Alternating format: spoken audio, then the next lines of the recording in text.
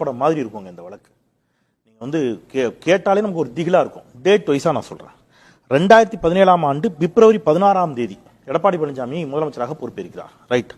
பொறுப்பேற்று பிப்ரவரி 16, March, April 2 மாசத்துல கோடநாட்டில் நம்ம ஓம் பகதூர் கொல்லப்படுறார், கொள்ளையடிக்கப்படுது. இவர் முதலமைச்சராக பதவியேற்று 2 மாதங்கள்ல ஏப்ரல் 23 கொள்ளை. ரைட். இதுல யாரெல்லாம் குற்றம் சாட்டினாங்கன்னு சௌதரி சொன்னாங்க. போயஸ் கார்டனில் கார் ஓட்டுநராக இருந்த, ஏன்னா ஜெயலலிதாவின் கார் ஓட்டுநர் இல்லைன்னு அவங்க தரப்புல ஒரு கிளைம் பண்ணாங்க. சசிகலாவுக்கு கார் ஓட்டுநர் எனிஒன், அவங்க போயஸ் கார்டனில் கார் ஓட்டுநர் கனகராஜ், வாளையார் மனோஜ், சயான் உள்ளிட்டவர்கள் இதுல தொடர்புடையவங்கன்னு குற்றம் சாட்டப்பட்டுச்சு. ஏப்ரல் 28, 5 நாள் இந்த சம்பவம் நடைபெற்று 5 நாள்ல வெள்ளிக்கிழமை இரவு 9 மணி வாக்குல கனகராஜ் சேலத்துல 2 வீலர்ல போகும்போது வாகன விபத்தில் அடிபட்டு மரணம் அடைகிறார். அடுத்த நாள் காலையில ஏர்லி மார்னிங் சயான் அவருடைய குடும்பத்தோடு போன கார் வந்து 2017 ஏப்ரல் 29 ஏர்லி மார்னிங் அவர் கார்ல போறாரு.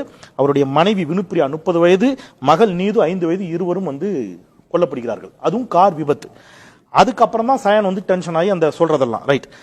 ஜூன் மாசம், இதுல ஏப்ரல், மே, ஜூன் 2 மாசம் கழிச்சு சயான், வாளையார் மனோஜ், உதயன் உள்ளிட்டவங்களை கைது பண்றாங்க. ஜூலை அடுத்த மாசமே இவங்களை கைது பண்றாங்க. மீடியால எல்லாம் அப்போ ஒரு விவாதம் எழுந்துச்சு. சாதாரண ஒரு டீ கடையில கூட சிசிடிவி கேமரா இருக்கு, சிசிடிவி அங்க இல்லையா, சிசிடிவி காட்சிகள் என்ன ஆச்சுன்னு ஒரு கேள்வி வருகின்ற பொழுது 2017 ஜூலை 3 சிசிடிவி ஆபரேட்டராக வேலை பார்த்த தினேஷ் தன் வீட்டில் தற்கொலை பண்ணி செத்து போறாரு. அப்புறம் செப்டம்பர்ல இவங்க ஒரு 300 பக்கங்கள் கொண்ட சார்ஜ் ஷீட்டை ஃபைல் பண்ணாங்க கோத்தகிரி நீதிமன்றத்தில். இப்போ 2019 2 ஆண்டு கழித்து சயானும் வாளையார் மனோஜும் அவங்க சொன்ன மாதிரி மேத்யூ சாமுவேலுக்கு அளித்த பேட்டி, அதான் ரொம்ப முக்கியமான பேட்டி. அந்த பேட்டியில ரொம்ப வெளிப்படையா அடிச்சு உடைச்சிட்டாங்க. எங்களை இதை செய்ய சொன்னதே யார் தான்? எடப்பாடி பழனிசாமி தான். சொன்னது யாரு? சயானும் வாளையார் மனோஜும். அந்த பேட்டி எல்லா இடத்துலயும் ஒளிபரப்பாச்சு. அது எப்படி நீங்க முழு ஆதாரம் எடுத்து ஒரு கட்சி? நான் அதை சொல்லவே இல்லை. நான் நடந்த நிகழ்வுகளை மட்டும் தான் சொல்றேன். நான் எந்த முன்முடிவுக்கும் வரல. அவங்க சொன்ன கருத்து உண்மை என்றோ அவங்க சொன்ன கருத்து பொய், ரெண்டையும் நான் சொல்றேன். நீதிமன்றம் தான் முடிவு. நான் சார் நான் நடந்தது தான் சொல்றேன். இதெல்லாம் நடந்துச்சுங்கிறத தான் நான் சொல்லிட்டு வரேன். இப்ப நீதிமன்றம் அது போன்ற வந்து தனி மனிதருடைய பெயரை பயன்படுத்தக்கூடாதுன்னு சொல்லி 2021 அக்டோபர் 25 இவர் சொல்றாரு. யாரு இவங்க விசாரிச்சாங்க?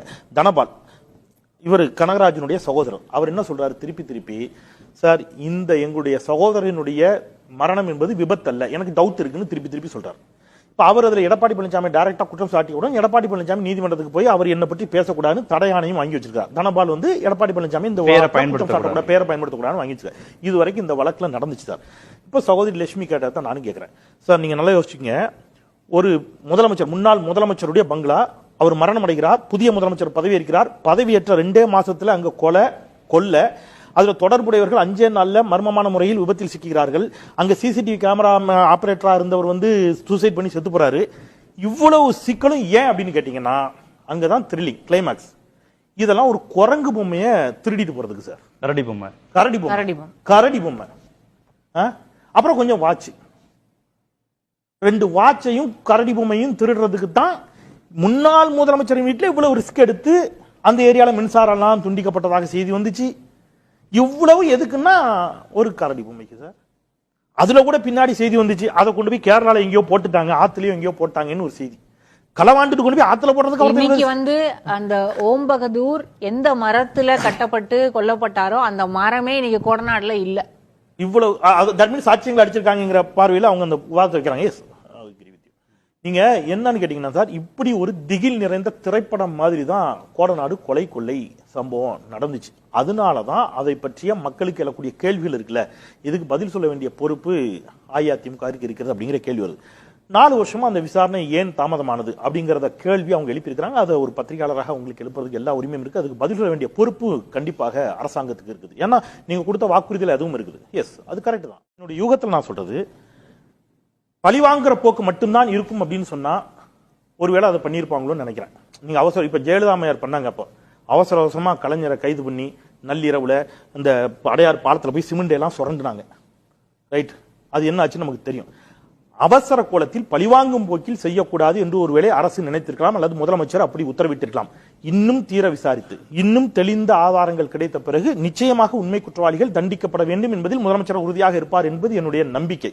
இதான் நான் இங்க பதிவு பண்றேன். மற்றபடி இந்த வழக்கு அப்படிங்கிறது ஒரு திகில் நிறைந்த வழக்கு.